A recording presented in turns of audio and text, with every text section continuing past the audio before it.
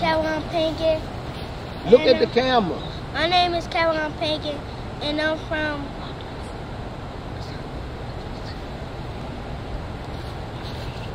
DC. How old are you? How old? I'm 8. All right, come on. My name is Kevin Pinkin, and I'm 8 years old, and I'm from Southeast DC, and I'm in the 3rd grade.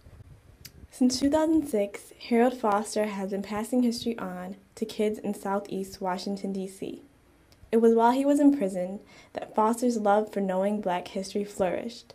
He studied Black history almanacs and began to memorize the facts he learned. Foster's outlook on life changed while he was in prison, and he wanted to bring that change to his community. Foster saw that change in children. It started with 7-year-old Derek Lecter. Today he teaches up to 11 children at a time. It takes a whole village to raise a child, and none of these individuals are any relation to me.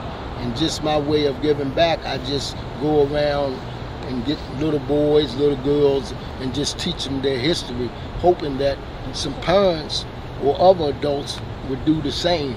It's a way of giving back. And I mean, we travel through the schools, through the churches, and different things like that. Basically, it's called passing it on, but this group here is named out of the mouths of babes. You know, it's just amazing how some kids can hold information. Presidents. Washington M. Jefferson, Madison, Monroe M. Jackson, Farmer, Adolfo, Taylor, Fillmore, Purple, Karen, Lincoln, Johnson, Hayes, Garfield, Arthur, Robert, Cleveland, McKinley, Roosevelt, Truman, Eisenhower, Kennedy, Johnson, Nixon, Ford, Carter, Reagan, Bush, Clinton, Bush. Beyonce, say your presidents. Washington, Adam, Jefferson, Madison, Monroe, Adam, Jackson, Hurd, Tyler, Pope, Taylor, Fillmore, Purple, Karen, Lincoln, Johnson, Gray, Hayes, Garfield, Arthur, Cleveland, Hurd, McKinley. Hey, we got all that. We got all that. First mayor for Washington, D.C. Mayor Washington. Who's the mayor now? Mayor Benson. Who became mayor in 1979? Mayor Bird. What ward do y'all live in? Ward 8. Who's in charge of it? Mayor Bird. How tall is the Washington Monument? 555 feet. Okay, together, spell Mississippi. Capital M-I-S-S-I-P-P-I. Let's start over. Let's spell Mississippi. Capital M-I-S-S-I-P-P-I. Spell Pennsylvania. Capital P-E-N-N-S-Y-L-V-A-N-I-A.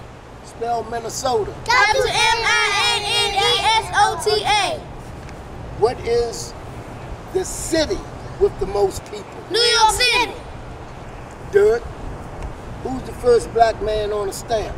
Booker T. Washington. What year? 1940. What year did the first black quarterback win the Super Bowl? 2007. No. What year did the first black quarterback? Yes. And who did he play for? Redskins. Washington Redskins. What year did 9/11 occur? September 11th. 2001. Thank you. Who's the first president to live in the White House? John Adams.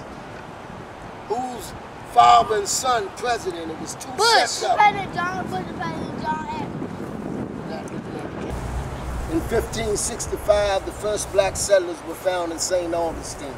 In 1696, the first white organized anti-slavery protest was held in Pennsylvania by Quakers. In 1712, Willie Lynch gave his infamous slave speech on the banks of the James River. In 1712, New York's first slave revolt resulted in 21 blacks being executed. In 1739, a literate slave by the name of Cato led a slave revolt in South Carolina, resulting in a law that made it illegal for whites to teach blacks how to read and write. In 1741, New York's second slave revolt resulted in 13 blacks being hanged, 13 blacks being burned, and 71 blacks being deported. In 1781, Los Angeles became the first major city to be founded with the majority of the population being black. In In 1791, Benjamin Banneker wrote a letter to the Secretary of State, who happened to be Thomas Jefferson, requesting better treatment of blacks. In 1791, Haiti became the first country on the Western Hemisphere to be independently black ruled. In 1798, Joshua Johnson became the first black recognized portrait painter. In 1804, a slave by the name of York was the first to reach the mouth of the Columbia River for the famous expedition of Lewis and Clark. In 1808, Thomas Jefferson signed a bill into law making it illegal to import slaves into the United States. In 1820, the first organized immigration of blacks back to Africa occurred. In 1824, slavery was abolished in the state of Illinois. As the kids grow older, Foster believes the facts that they have learned will stick with them. He hopes that they will continue to pass on their history so that it is known and not ignored or forgotten.